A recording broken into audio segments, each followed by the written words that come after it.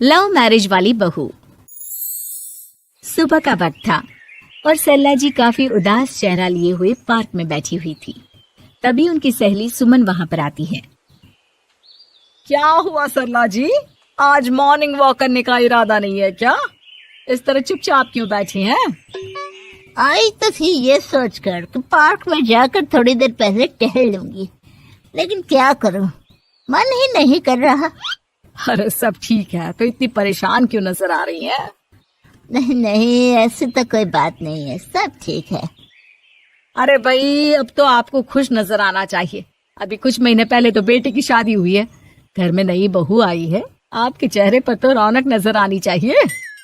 अरे छोड़ो भी, आजकल की बहुओं के बारे में क्या बताऊं आपको। क्यों, क्या हुआ बहन जी, कोई परेशानी है क्या?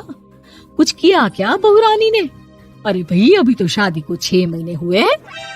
अब आपसे क्या छुपाना, आप तो जानती हैं मेरे बेटे ने लव मैरिज की है और मुझे ना इन लव मैरिज वाली बहुओं पर बिल्कुल भरोसा नहीं। ना जाने कब मेरे बेटे के कान भर दे। अरे लेकिन सरला जी, आपके बहू बेटा तो आपके साथ ही रहते हैं, फिर आपको इस बात का डर क्यों है? पता नहीं क्यों बहन जी, अभी तो मुझे अपनी बेटी दीपाली की भी शादी करनी है। बस इसी बात को सोचकर परेशान रहती हूँ। ये लव मैरिज वाली बहू पता नहीं कितने दिन परिवार में एडजस्ट कर पाएगी। कल को अगर बेटे को लेकर दूसरी जगह चले गई तो क्या होगा? अरे हाँ, याद आया, दीपाली तो दिल्ली में नौकरी करती है ना? हाँ हाँ, बहुत अच्छी नौकरी लगी है उसकी। और आप किसी से कहना मत, अपने ऑफिस में साथ में काम करने वाला कोई लड़का उसे बहुत पसंद है, बता रही थी मुझे। लेकिन अभी तो आप कह रही थी कि आपको लव मैरिज और इन सब में भरोसा नहीं है। अरे तो क्या हुआ, जहाँ बेटी खुश रहे वहीं मैं खुश हूँ। और वैसे भी बेटी को तो दूसरे घर जाना है, वो लोग जाने और उनकी बहू जाने, मुझे तो बस अपनी बेटी का ब्याह करना है। अच्छा अच्छा, ठीक है ठीक है, जैसी आपकी मर्जी। लेकिन मुझे लगता है कि आप अपनी बहू के लिए कुछ ज्यादा ही सोच रही हैं। क्या पता वो वैसी ना हो जैसी आप समझ रही हो। सरला जी अपनी जगह से उठते हुए कहती है, अब ये तो भगवान जाने, बस मेरी बेटी दीपाली की शादी उसकी पसंद से हो जाए तो मैं गंगा नहा लूं। चलिए बहुत देर हो गई है, मैं भी अब घर जाती हूँ। अच्छा अच्छा ठीक है, मैं भी चलती हूँ। अगले दिन जब सरला जी अपने घर पर बैठकर चाय की चुस्कियां ले रही थी, तभी उनकी बहू वहाँ पर आती है। मम्मी जी, मैंने एक जगह नौकरी के लिए अप्लाई किया था और वहाँ से सब कुछ पॉजिटिव आया है। मैं भी नौकरी करना चाहती हूँ ताकि घर के खर्चों में थोड़ा हाथ बटा सकूं। अरे बहू, तुम्हें नौकरी करने की क्या जरूरत है? मेरा बेटा अच्छा खासा कमाता है, क्या तुम्हें किसी बात की कोई कमी है? तभी सरला जी का बेटा वहाँ पर आता है। नहीं माँ, उसे किसी बात की कमी नहीं है, लेकिन वो इतनी पढ़ी लिखी है और अगर नौकरी करना चाहती है तो हमें उसे नौकरी करने देना चाहिए। कुछ पैसे घर में आएंगे, हम सबकी मदद हो जाएगी। तुम तो ऐसे कह रहे हो बेटा जैसे ये घर तुम्हारी पत्नी की कमाई पर ही चलता है। अरे नहीं नहीं मम्मी जी, इनके कहने का ये मतलब नहीं है, बस मेरी ही नौकरी करने की इच्छा थी, इसलिए आपकी परमिशन चाहते हैं। अब भाई, मेरा बेटा तुम्हें लव मैरिज करके घर में लाया है, मैं तुम्हें कुछ कैसे कह सकती हूँ? जो मर्जी आए करो। सरला जी का बेटा और बहू वहाँ से चले जाते हैं। अब उनकी बहू नौकरी करना शुरू कर देती है।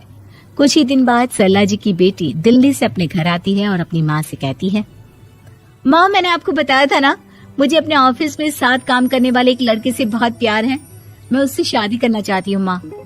हाँ हाँ, तो मैंने कब मना किया? अगर तुम उसे पसंद करती हो तो उसके घर वालों को कहो, हम आपस में बात करके तुम्हारी शादी तय कर देते हैं। अरे लेकिन माँ, एक बहुत बड़ी परेशानी है। क्या परेशानी है बेटा? माँ, वो लड़का बहुत अच्छा है, लेकिन कुछ ज्यादा ही पैसे वाले घर से उसके माँ बाप। उन्हें मेरे और उसके रिश्ते से वैसे तो कोई परेशानी नहीं है, लेकिन वे चाहते हैं कि शादी 5 स्टार होटल में हो।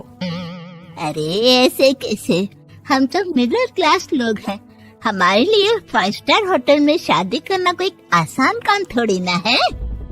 लेकिन माँ, मैं क्या करूँ? मैंने उनसे बात करने की बहुत कोशिश की, बस एक इसी जगह बात अटक गई है।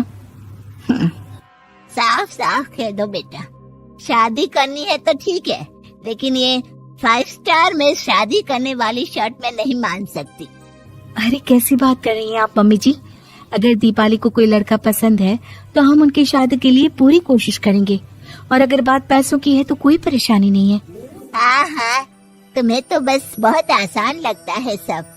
जिस तरह तुमने मेरे बेटे से इतनी आसानी से शादी कर ली, सारे काम उतने आसानी से नहीं होते। समझ में आया?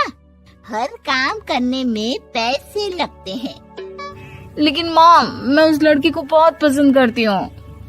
सही बात है बेटा, लेकिन तुम उस लड़के से साफ साफ कह दो, अगर उसे तुमसे शादी करनी है तो अपने घर वालों को मनाए। अगर नहीं मना सकता तो तुम दोनों अपनी गृहस्थी अलग से कहीं सेट कर लो। कोई जरूरत नहीं है अपने माँ बाप के साथ रहने की। मम्मी जी, ये आप क्या कह रही हैं? मैं भी तो आपकी बेटी के साथ लव मैरिज करके आई हूँ। अगर मैंने भी ऐसा ही किया होता तो? लो, अब तो मुझे उल्टा जवाब देने लगी। देखो बहू, मैं तुम्हारी सास हूँ, मुझसे ठीक से बात करो। लेकिन माँ, भाभी ठीक तो कह रही हैं। हाँ, अगर बात शादी के खर्च की है तो मैं उस लड़के से कुछ कह सकती हूँ, लेकिन उससे अपने घर वालों से अलग होने के लिए कहना, ये सही होगा क्या? आप तो समझिए माँ। और वैसे भी मम्मी जी, मैंने कुछ महीने पहले जॉब करना शुरू कर दिया था और अपनी पूरी सैलरी बचा कर रखी है। आप चिंता मत कीजिए, मैं दीपाली की शादी में कोई कमी नहीं होने दूंगी। तुम अपनी सारी तनख्वाह मुझे मेरी बेटी की शादी का खर्च करने के लिए दे दोगी? हाँ माँ, मैंने भाभी को पहले ही सब कुछ बता दिया था और वो इस बारे में सब कुछ जानती थी, इसीलिए उन्होंने पहले ही नौकरी करनी शुरू कर दी ताकि मेरी शादी धूमधाम से हो सके। तभी सरला जी का बेटा वहाँ पर आता है। देखा माँ, जैसा हम हर समय समझते हैं वैसा होता नहीं है। आपको लव मैरिज करने वाली बहू से नफरत थी ना, लेकिन अपनी ही बेटी की लव मैरिज पर आपको कोई एतराज नहीं था। ये तो गलत बात है ना? हाँ बेटा, सही कह रहे हो तुम। बहू, मुझे माफ कर दो, मैंने तुम्हारे बारे में गलत सोचा।